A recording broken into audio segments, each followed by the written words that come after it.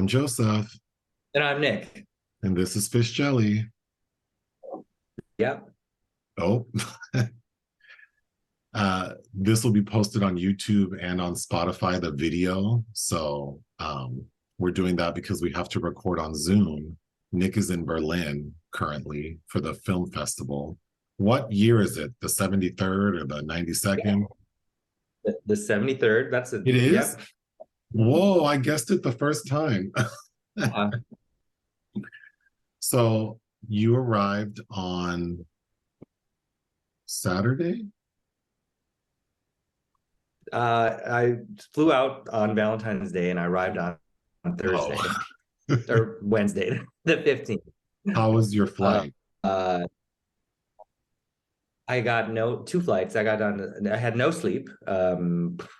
But they were fine. It was easy, which after I arrived, I found out that there were major issues with Lufthansa. I don't know if you read those news stories where they had severe interruptions during those travel days, but so a lot of people I think had a hard time. Actually, I do know that because I went to a conference on Friday and I actually got to sit in on a really interesting like meeting because someone we know was also there. So it was kind of fun, but the people who we met with were German and they were saying that they're having issues because Lufthansa had already canceled like 300 flights. So I actually did know that. And you're staying in your usual hotel. Mhm. How are you feeling? I think today's that hit the wall day, and I'm borderline delirious, but I plan on getting a great night of sleep tonight. Oh, good. So tomorrow will be a better day. But otherwise, Next Sunday, you'll be back, so we can use that time to talk about all the things you saw. Um, and then I'm sure we'll make a video about the best and worst from the festival. mhm. But I'm just going to keep this train going. So, did you ever watch Judge Mathis? No. Oh, I did. And then People's Court, I also watched. I Um, mean, yeah, like as a kid, that shit would be on, but at home, but I didn't really those are watch it. produced by Warner Brothers, and Warner Brothers just canceled both. Um, to be honest, I wasn't. If you would have asked me, I couldn't have confirmed that they're still on the air, but they're being canceled. My memories of People's Court is in the late '80s. The judge was Joseph Wapner. Yeah, I remember also Rain Man, Wapner. Oh, so I have fond memories of Joseph Wapner, Judge Joseph Wapner, and then Judge Mathis. I've always liked because he's a very colorful character, but he's also a very staunch, like vocal LGBTQ ally, and Hey it's sis. no, he is, and it's not available on YouTube anymore because the Wendy Williams show channel was deleted to make way for the Sherry Shepherd show.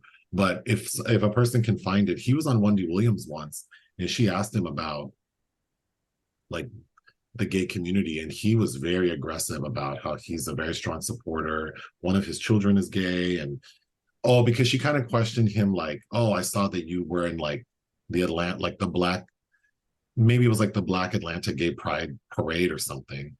And she kind of said it like, what's up with that? And he was very like assertive that he is a very, very strong supporter. And he said some very nice things. So if I didn't already really like him because he's very colorful on his show, that just made me like him even more. I know he has a reality series with his family. I don't know if it's still on, but you know, he's been super successful and I'm sure we'll we'll see him in some other capacity elsewhere. And then live with Kelly and Ryan. Apparently, Ryan Seacrest is leaving. And I also couldn't have told you that show is still on the air.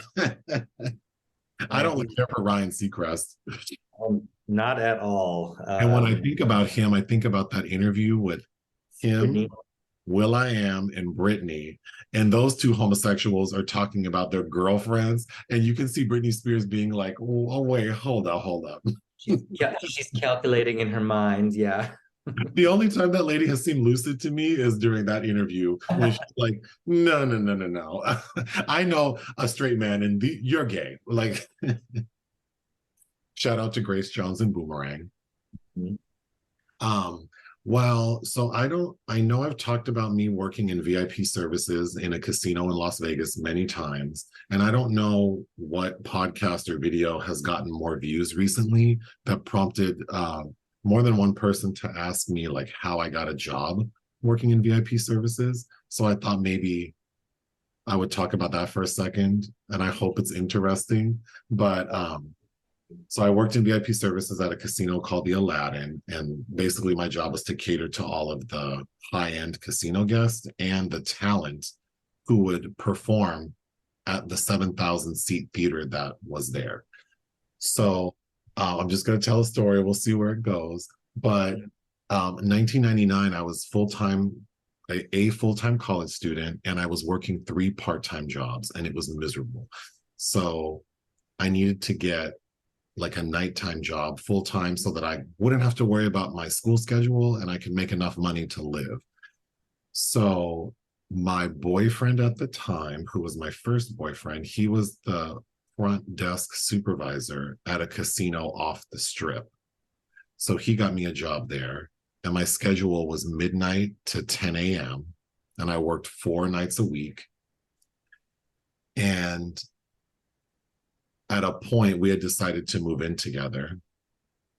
So one day I go and get a U-Haul.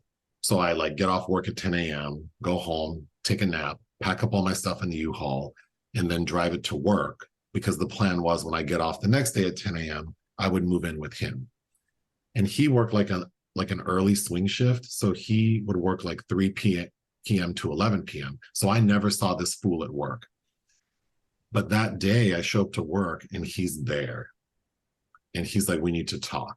And I was like 100% sure I was being fired for something. But he told me basically like, we're breaking up and you can't move in. So it's like, well, I have nowhere to live because I moved out of my apartment and my roommate there had already, someone was moving in who lived out of state. So there was no opportunity for me to move back. So me finding housing is a separate story. But I continued to work there because I needed a job. So then the Aladdin is a casino on the strip that was very popular, like in Vegas's heyday, like in the 70s. And I know Elvis, I used to know the full history of this casino, but anyway, in like 97, the Aladdin was imploded and then rebuilt as the Aladdin, like same design, same name, just bigger and better. So Very American. Mm-hmm. yeah, so I apply to work in VIP services because I knew that's the job you want. Because in the other casino I was working in, those people seem to have it made. So I apply and they actually call me in for an interview. I do the interview. And then a few days later, HR calls me and says, you're not being offered the job. The feedback that they received was that I didn't have the look they wanted. So that's a bummer, right? Like, oh, I don't look good enough to work in this, whatever. But that's Vegas. I mean, the things that cocktail servers have to go through, it's not uncommon to be told that you don't have the look. But I did. It was more about being gay than how we could definitely throw that in there, but and I was the only, ultimately I did end up working there, but I was the only gay person. But anyway, they tell me, that it's a no, but the manager who interviewed me recommended that I interview with the front desk. Mm-hmm. And I was bummed out because basically my little 21-year-old brain is like, they just told me I'm ugly. And then they're telling me I have to go work at the front desk, which I hated. I hated working at the front desk at the other hotel. People are awful and mean. And I could tell a million stories about that. But anyway, I took the job because I couldn't work at the same place where my ex-boyfriend dogged me the hell out. And it paid like 50% more. So that's great. So the property wasn't done being built yet. So they told me when we're like 2 months out from opening, we'll have everyone start training. So like a month goes by and they give us a date. So I show up for my first day of training and it's not at the casino because the casino is not fully built, like 2,500 rooms, 50 stories high. Well, technically like 40, but they some of the rooms don't have windows in them, so it wasn't ready to be occupied. So we had to train in this big warehouse by the airport in like May and June in Vegas. So it was hot as hell in this warehouse. So I show up for the first day and everyone's there, like housekeeping, reservations, call center, front desk, VIP services is there. So when we show up, we're all in our little groups and we have regions of the like designated areas. And immediately when I saw the VIP people, it was clear like I was not what they were looking for. Like two of the guys were actual models. The women were gorgeous. One of them you've met before. So I didn't feel that bad because it was like, I'm not playing with these fools. But I start working, and this is where I get to the story of how I got the job. So the most important thing to know about working in a casino in Vegas, and keep in mind, this is 23 years ago, so who knows how things are now. But seniority was the most important thing because that really determined your schedule and where you worked. So you can imagine, like, if you're a cocktail server, if you're working like mornings in the penny slots area, you're making very different money from the women who are working Saturday nights in the high limits area. We're talking $200 versus $2,000. So people are very like concerned about seniority. So we train, and then right before we're supposed to start working in the actual casino, they say, okay, we're going to do a lottery because all of you started on the same day. And I believe for my area, there were 80 employees, 80. And I pull number 74. So I'm at the bottom. So the shift I get is midnight to 8 a.m. with Mondays and Thursdays off. So not only did I work graveyard, but I had split days off. But it turned out to be a gift because VIP services, they were done at midnight. So anything relating to like high-end casino guests and the executives who deal with them had to go through the front desk. So an example would be, some $1 million player calls down at 1 a.m. and they want a limo to the strip club. We're supposed to contact the executive and say like, hey, this is what they want. And then they're supposed to get it all done. So I was working, there's like a skeleton crew at that hour. And the person I would mainly work with was this woman who I have a million stories about, but she was very like strict. Like that's not how we're supposed to do things, like, because the executives would call and say, can you do it? But we weren't allowed to use the system that handles like gaming, like seeing what people gamble and how much money we can give them. So we're not supposed to do anything. But then very quickly, like as the weeks go by and I got used, because I'm the only guy down there for 5 nights a week, they would call me and say, hey, do you mind just like, can you log in? And that's how I learned how to read like casino play and how to like comp stuff. And even though I wasn't supposed to.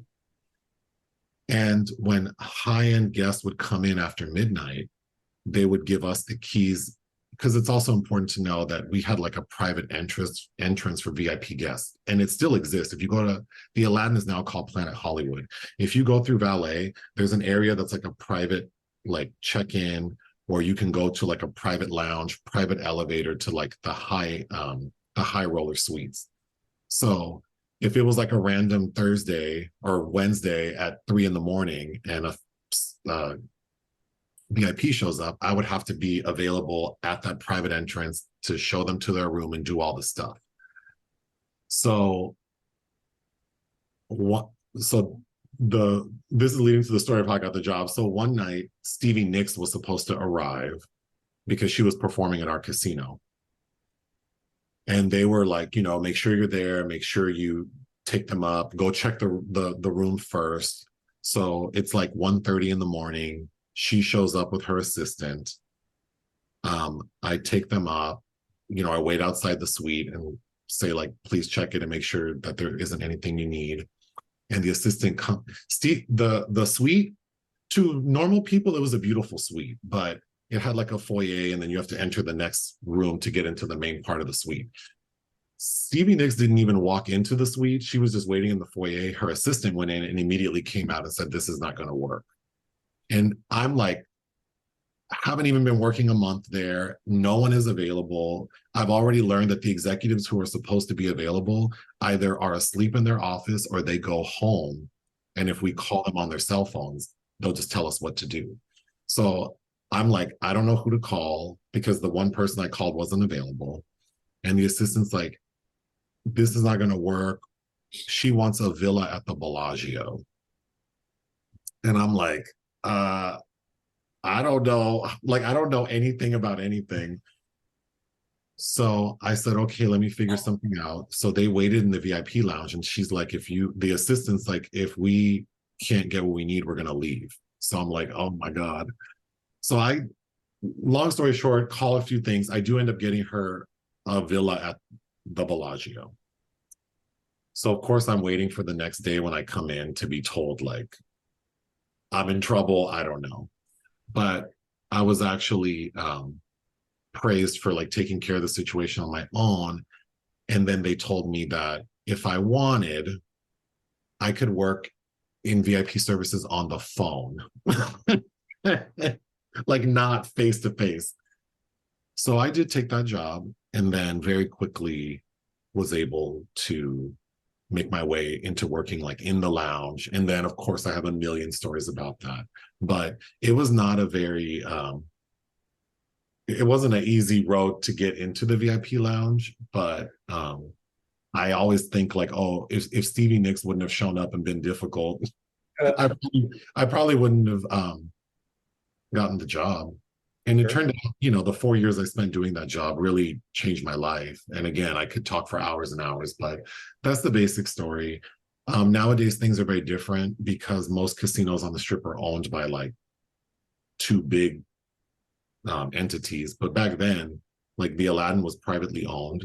So we got away with murder. And that's really what made it such a nice opportunity for me. But that's the end of my story. We can move on to films released we didn't cover. So it looks like Crouching Tiger, Hidden Dragon was re-released. It was, yeah. I haven't seen that since the year it came out. So I've never seen it. You haven't? Oh, we have it on 4K.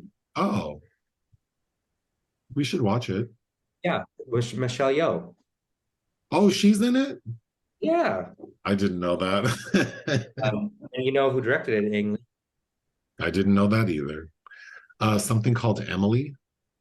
You passed on this, which is why we didn't watch it before I left. But it's a biopic about Emily Bronte, directed by Frances O'Connor, and starring Emma Mackey, who is the young vixen in Death on the Nile, the Kenneth Branagh version, of course. Yeah, and you know who Emily Bronte is. I'd have to look her up.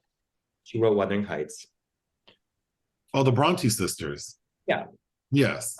Which there were three. And I've read Wuthering Heights, and I still don't know. Remember? Sister wrote Jane Eyre, and then there was Anne, who wrote novels that people don't keep up with as much. But well, I'm not the literate one here, but yes. There's a 1979 French film called The Bronte Sisters, starring Isabelle Huppert and Isabelle Adjani as two of those sisters. Ooh, is it good? Oh yeah, I love it, of course. I would watch that. Oh, speaking of, if you want to put your camera or your laptop down, you have an Isabelle Huppert shirt. I do. It was a gift given to me, not by Isabelle. Wow. And the Bronte sisters had it was a highly dysfunctional living situation, and they had a brother. God, I'm forgetting the brother's name now, but he's played by Pascal Gregory in that 1970s film. Anyway, something called Hidden Blade. Yes, directed by Air Cheng. It's starring Tony Leung, who's of course a huge star, and I think his best works in Wong Kar-wai's films. But that came out. Something called Pacification. Pacifiction. Oh, Pacification. I'm sorry. I reviewed that out of Cannes last year, which I really liked, starring Benoit Magimel, and it was directed by Albert Serra, who's a director I really like. I think you watched the preview because we discussed covering it before I left, but we didn't get to it. Return to Seoul. I think you would like this as well if you ever get around to watching it. But directed by Davy Shu, it's premiered at Cannes in certain regard. It has a kind of a standout breakout lead performance from Park Ji-min, who plays this Korean woman who's adopted by a French couple as a baby, and she spends the film in a very kind of interesting turn of events, getting back to her bio parents. Hmm. And lastly, Tell It Like a Woman. This is a seven-part film Ooh. directed by each directed by a different woman about women. And it's notable because Diane Warren finally received an Oscar nod for the, I think, best song. Oh, I don't know if moving you remember. I think on. that there's a habit of Diane Warren or going around to Oscar related parties, selling her, kind of talking herself up, and it finally paid off. Also, but Andrea Riseborough can't. Well, Moving on to projects of interest, Relay, oh yeah, let me look at my notes. David Mackenzie, Lily James, Oh Riz yeah, Ahmed. I like David Mackenzie a lot, and I think it's a thriller and starring Riz Ahmed and Lily James, who I don't really care for Lily James. I think she's boring, but I do tend to like David Mackenzie's films. Shout out to Riz Ahmed. He used to be our neighbor. Yeah, in West. Well, I don't know if he actually lived there. I would just see he could have been going there to hook up for all I know. Oh, you just told all his business. West um, Hollywood.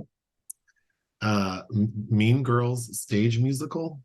Yeah, Tina Fey is developing a Mean Girl stage musical, just what we need. And I believe Amy Poehler's also returning, and a couple other cast members. Not, you know who, Lindsay. Lilo. Well, I'm sure Yep. people will be excited about that. The Leader.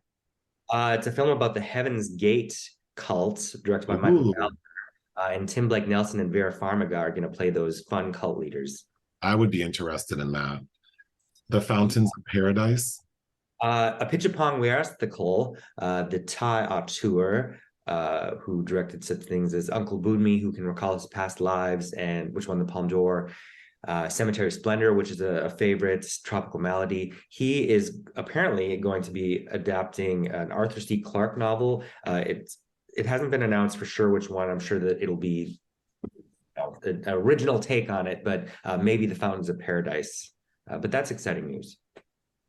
Things we watch for fun. So I watched the new block of episodes released for the Netflix series The Upshaws, which Okay. features Wanda Sykes, Kim Fields, Mike Epps. I really do like that show. It's pretty basic,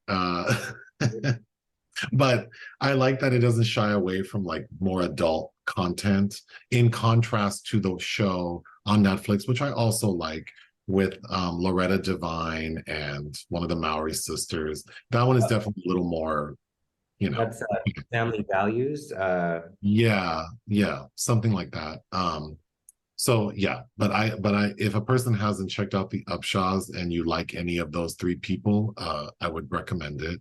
You watched Forgetting Sarah Marshall? Yeah, I'd never seen it before.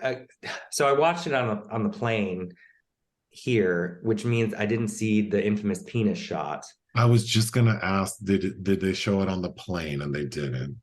No, which is fine. I don't need to see Jason Segel's penis. Um, but it was entertaining. I liked it well enough. For such a, you know, landmark comedy of 2008, because I remember it was very popular. I Yeah. guess it's fine. It's directed by Nicholas Stoller, who of course did Bros. Well, as you know, I used to work in a salon where we had a library of films that would play on repeat. And Forgetting Sarah Marshall was they were random, but we could also select. So we would often select Forgetting Sarah Marshall because the way people would react because we had like the full version when Jason Segel's presented nude was always a fun moment. You watched The Breakup? Yeah, on Valentine's Day. Are Directed you by trying to are you trying to tell me something? no, Jesus, not with that movie. Oh, which movie would you choose to show me when you're over me? We Won't Grow Old Together. Oh, well, too um, late, we're both old, so there you go. You better pick a new one. Anyway, the breakup. I'm not familiar. I'm not old. I'm just fine. The Breakup, directed by Peyton Reed, whose debut was Bring It On, which I still have yet to see. Oh my gosh, you mentioned that in the video, and there were so many comments about, we can't believe you haven't seen Bring It On. I just never. I think the group I was hanging with in high school, that was not a cool thing to watch because I just never got around to it. So I will remedy that soon. But I remember when The Breakup came out, because I Who's think in it? Jennifer Aniston and Vince Vaughn. Oh, maybe I have seen it. Because we had just reviewed Ant-Man and Peyton Reed directed all three Ant-Man movies. Oh, So that's the video. Yes. which I loathe those. So I'm like, let me see if this man actually had something to say at one point. But I remember that when that came out because I think that's right when the breakup was happening with Brad Pitt. Mm. But and the breakup's fine. There are a lot of interesting things. It's funny looking back, just what 15 or how many years ago, that how they were trying to kind of shoehorn queer characters into these kind of broad comedies. Like what's his name, John Michael Higgins, I think that's his name. Who's in that Fran Drescher series about when she married a gay husband. Yes. And he's in the Christopher Guest film Licorice Pizza.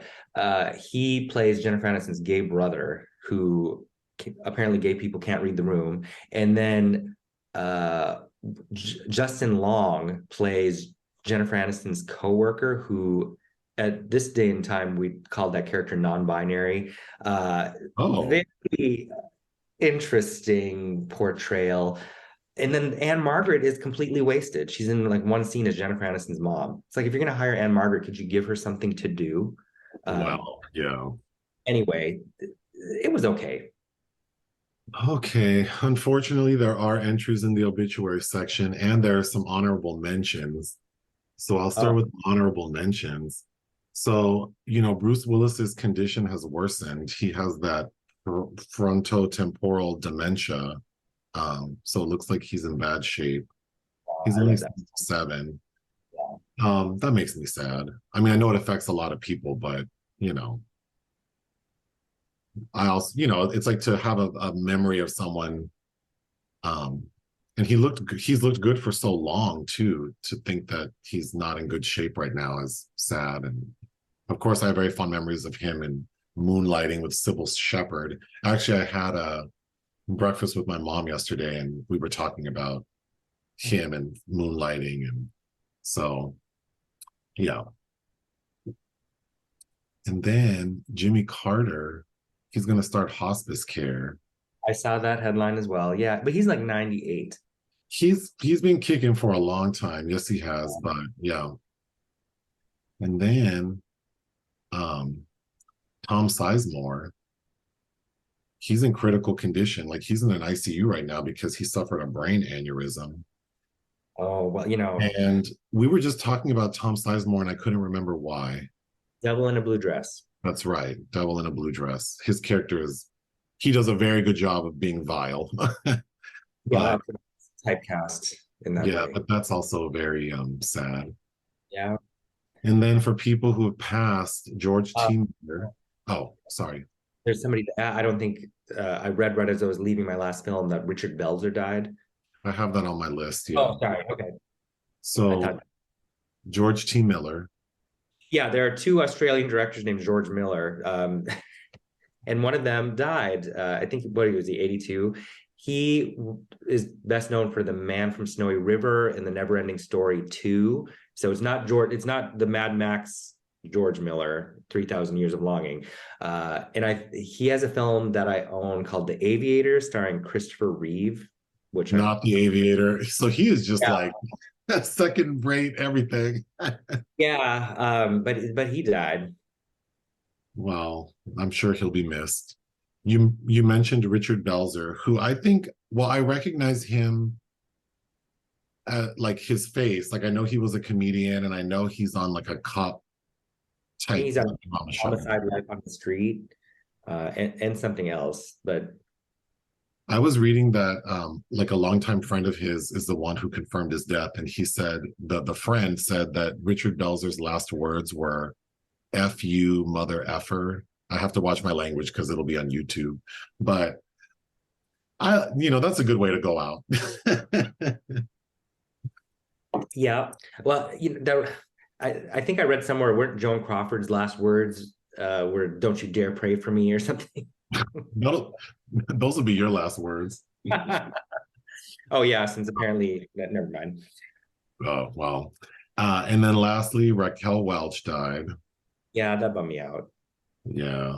Um, I feel like if you were here, we would have done like a poll on like a Raquel Welch movie. We can still do that because there's a bunch of stuff that I have. She did this Western that I own called, I think it's called Hannah Caldwell or something. I've never seen Mother Jugs and Speed with her and Bill Cosby. Uh, Yeah, we should do that then. I mean, Myra Breckenridge is, you know, a fantastic film in my opinion because Well, and I even read the book, yeah, I which did is too. like, I don't read very much. So I did read that book. And its sequel, Myron Breckenridge. Yeah.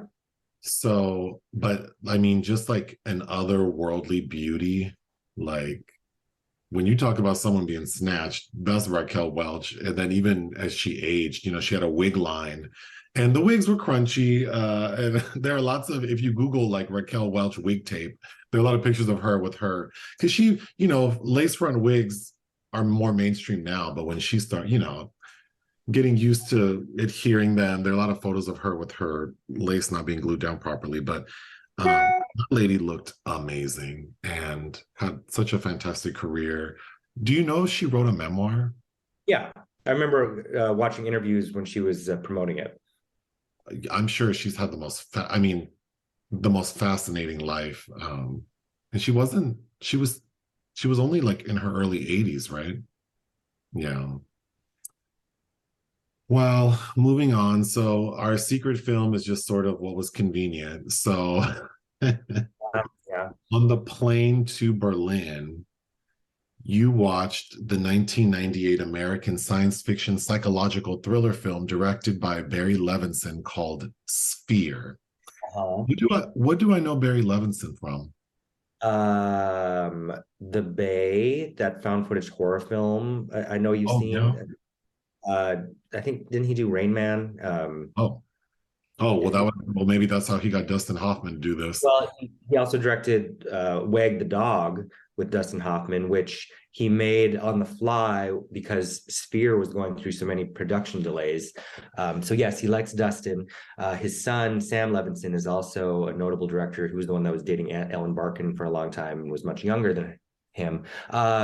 But Barry Levinson, he just had something else. He had the Survivor with Ben Foster. We just watched some other Barry Levinson film. Oh, Disclosure, which is also Michael Crichton, based on a Michael Crichton novel. Is that with Nicolas Cage? Demi Moore and Michael Douglas. Oh, what's the movie with Nicolas Cage and Gina Gershon? Oh, that's Inconceivable. Oh, okay. I did enjoy that movie, but it's not good. Um, Yeah. did you dislike Sphere as much as I did? I hated it, but Sharon Stone's beautiful face was staring out at me on the plane, and it came up. Somebody had referenced this in a chat on a different video we recorded, and I hadn't seen it since I rented it with my parents, and I remember my dad hating it. I So think it made me want to revisit it since it's been however long since I've seen it. I think I hated it. Yeah, it's terrible. The dialogue is unbearable. It's so remedial and repetitive. Like if I had to write something, it would sound like this. Like it's just like someone with no I just could. So the dialogue's terrible. Then I think the cast is too shiny. It just is so distracting. You have Dustin Hoffman, Sharon Stone, Samuel L. Jackson, Liev Schreiber, Queen Latifah. It's just like it doesn't make any sense. And Dustin Hoffman is probably the most annoying one. He is so terrible, and you cannot tell me that a woman that's brilliant and beautiful as the Sharon Stone character is would have lost her mind over an affair with that man. That is probably, I mean, that was driving me crazy. Like, not only were they in a relationship, but he drove her to insanity. Like, like like suicide? No, not And she was his patient, and I hate that. I hate how, again, this was a highly compromised film production, and I think nobody involved was really happy with the final product. Um, I'm gonna read the log okay. line. A spaceship is discovered under 300 years worth of coral growth at the bottom of the ocean. So there is a spacecraft that is detected under this coral reef. And then there's so much talking, so much exposition, so much explaining. But we find out that based on the rate of growth for coral reef and the position of the spacecraft, that it has been down there for 288 years. So of course, we would assume that it's an alien spacecraft. So a team is assembled, the characters I just mentioned, to go down there to check it out, which already to me seems stupid. Why wouldn't there be like trained military personnel, like Marines and underwater experts? But no, we have like a psychologist, a marine biologist. Like, why? But explain why that team was assembled, how that protocol was developed. Do you Dustin remember? Hoffman, Dustin Hoffman. Dustin Hoffman had written a paper for the Bush administration. Never mind that this is in between two different Bush administrations. Right. I just pulled some shit out of his ass to say what we would need to do, basically, if we had to be introduced to an alien life form, and it would be that you would get these people that he names. How, Like, I mean, how dumb is that? it's It's so stupid. it's beyond, like, it's so asinine that I almost expected this to be a comedy. Well, and then you forget that Peter Coyote is the head of this agency that is tasking. It has the one that's called this team, assembled this team, who Okay, always plays a villain he's as like well. the captain of this thing, and I thought his acting, I mean, I don't know who this person is, but I think the dialogue was so bad that his acting just came across like so crunchy. But anyway, these fools go down there.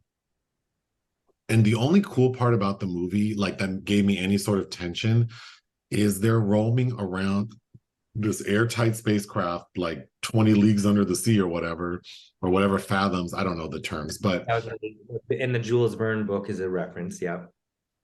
they get into the spacecraft and they're, creaking around and they come across a trash can and the trash can says trash basura. So, like in English and Spanish.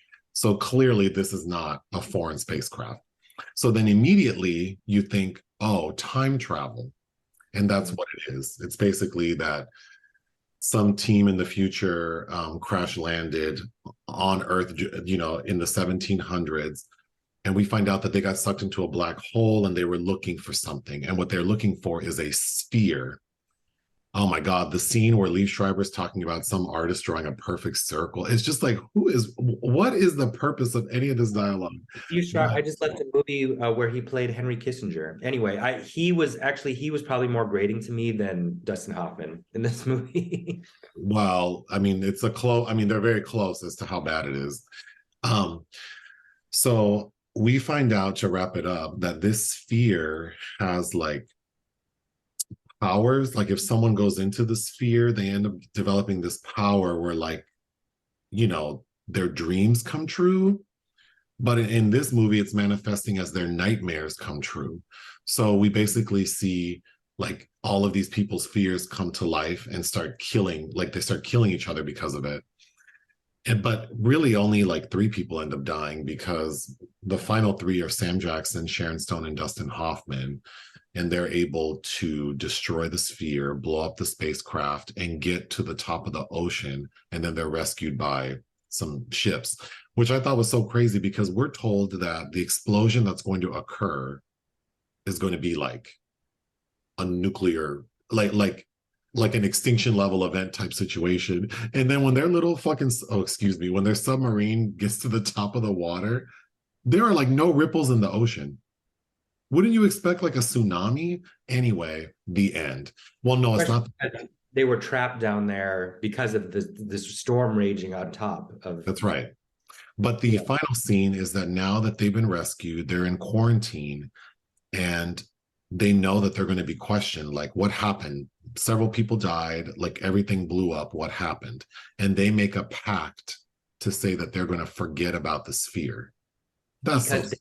Because they logically deduce that that's the only way that mankind won't be doomed, or that they can survive, because they have to. We can't get to a point in time where humans are looking for the sphere, so we have to forget about it. Yeah, and they just, and then the sphere manifests itself out of the ocean. Metaphorically, no, it doesn't, because people can see it. They ask what that is. It's to destroy itself in the sky. So yeah, you're right. I missed that. The sphere is not destroyed. In the very end, like the final shot with bad CGI is this sphere shooting out of the ocean into like space. Um, there's so much about this movie I didn't like. The story is ridiculous. The cast is ridiculous. The writing is terrible. How it's edited, it feels like a TV movie because it's broken up into these chapter segments that do nothing Have to no purpose. Have no have any purpose. flow. Final analysis. And then, like sometimes being derivative is good. Like in this instance, if you're going to do a movie like this, it needs to feel like Aliens or like The Thing, or, it needs to have that dark, like you're submerged. There was no tension at all because these characters are so ridiculous. So one big plot point we didn't, or I didn't mention, is that Sam Jackson, a lot of, they realized that he went into the sphere and that the bad things that are happening are coming from his like dreams. But then ultimately they realized that all of them ended up going into the sphere and a lot of things are happening. So I thought that like Sam Jackson's characterization was ridiculous because immediately it's like, oh, because they think that the alien is communicating with them via code and they decode it. And so the alien's talking to them in the most rudimentary language. And then And call me Jerry. call me Jerry. There's a scene where Dustin Hoffman is reviewing like the code and he realizes they mixed up a letter. And so really it's call me Harry, which is Sam Jackson. But And then the code for how they do the thing also is they deduce how it's a numerical code based on a keyboard that is viewed from the perspective of the sphere. yeah, so stupid. And then if they misspelled Jerry, or Harry, wouldn't a bunch of words, like any word that contained H or A, be misspelled? I just thought that was such a dumb plot point. But It's like, stop calling me Jerry. I'm angry. I'm just going to quickly go through my notes. There is so much talking. Did you not think so? Yeah. And it's not, but it's not interesting either. It's just like chatter, just chatter. When I realized Sharon and Dustin had been a couple and that he drove her to insanity, I had to stop the movie and do something else for a minute. Actually, I had to stop the movie and then read the Wikipedia entry to make sure that I had heard things correctly and that that's where this is going. That's Halpern. And then I also really don't appreciate how they kind of make her seem like they really try to sabotage her character. Because who else does it? Peter Coyote. Peter Coyote confronts Dustin Hoffman like, this crazy bitch.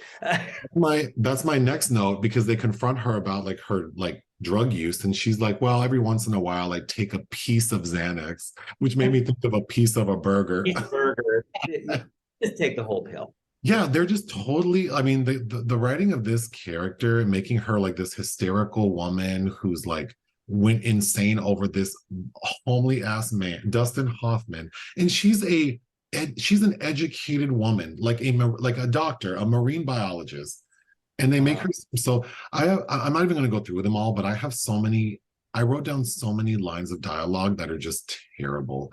Again, the casting is so distracting, too many personalities. We have a scene where they're all in the elevator together and they've consumed helium. So they're talking with like the helium voice.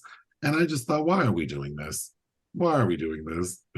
Then Sharon Stone's performance is like 1970s era Liz Taylor, I'm gonna give it to you, is what But she's it's doing. not convincing at all. There's a moment where she's walking around and she's like, she's so flat sometimes, like, this is great, guys. Wow. Like, that's how she's talking. Oh, but by the end of the film, she's kind of unhinged, and to Yes. me, that was giving like Liz Taylor in the driver's seat. I did, but the movie had a budget, and I do think it shows. The CGI for 1998 isn't the worst. I mean, the worst part is when we see the sphere leave at the end. But when they realize that it's a time capsule, or like that there's time travel, and they see all the dates on like the touch screen, and then we get like the unknown entry montage CGI, I thought that looked kind of cool. Um, Queen Latifah looked like she didn't want to be in the movie. And Okay, then, let's talk okay, go about ahead. her death scene. Yes, because, well, yes, you can talk about it because I was going to mention what she says before that. So she goes underwater and she's confronted by a bunch of jellyfish. Oh, But that was it. Yeah. but before that happens, she's talking and she is so flat. She's like, "Wow, this is tranquil. This is really beautiful." Like, and She's like, then she's, but then when she gets confronted by the jellyfish, she's screaming like, "They're stinging me through my suit. They're stinging me."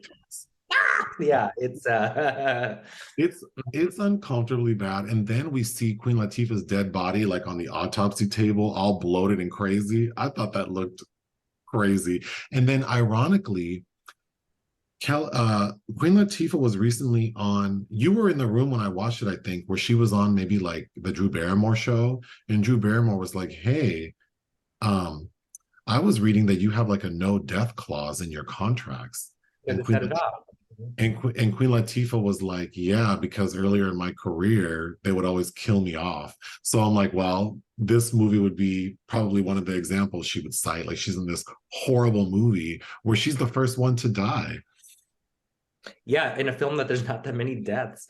But just how they had to speed the jellyfish up because, it's jellyfish. But they leave Schreiber's treating her like she's so stupid, like move through them. They can't do anything. The way these scientists are acting, like these educated people, is so outrageous. Then And then Sharon Stone's describing when she's doing the autopsy, she's showing like she's pulling out pieces of the jellyfish from Queen Latifah's dead body. And at one point she says that these are not God's creation, which I thought was a really weird thing for a marine biologist to say, but yeah, uh-huh. um, Like all creatures, great and small, Sharon. I forgot what I was going to say. there's a scene where Leave is talking to Dustin and he's jealous of, because he and Sam Jackson are both like scientists. I believe they're both physicists. And he's jealous of Sam Jackson because Sam Jackson's like resume is more impressive. And he's telling Dustin, in physics, if you haven't done it by the time you're 35, chances are you never will. Like, because he was talking about Einstein accomplishing whatever at 20, whatever. And like, why are we even hearing aren't we trapped underwater with this like alien sphere? Why are we talking about you and your career right now? Oh, well, or the scene where to ask Sam Jackson, like, when did you get your first PhD? And it beat him like by a year. And it's like these people. Oh, so corny. So corny. Um, I thought it was a funny, because the way the alien Jerry is talking to them is via like this computer monitor with like the words being typed out. And it's very rudimentary, like caveman language. And at one point, someone says, if this translation is right, this alien sounds like an idiot, which I thought was funny because when we find out it's Sam Jackson talking. Or does Sharon Stone say like, well, that's interesting because there's got to be stupid ones. What I was thinking of was how the nightmare sequences are playing out. It's much like that scene in Witches of Eastwick, another a George Miller Oh, reference. what's the movie with Kiefer Sutherland and Kevin Bacon where like their worst memories, like they're pushing death or Oh, Flatliners. flatliners? I feel like this movie was trying to be like if you mix aliens or the thing with like flatliners, like there was so much potential to do something interesting. And instead we spend so much time with the three primary people just hamming it up. Like I don't understand. I think it's at a similar level as something like Virus with Jamie Lee Curtis. Oh, yes. Yeah, actually. Um, The It made me captain. also want to rewatch Oh no, wanted Supernova. to rewatch what?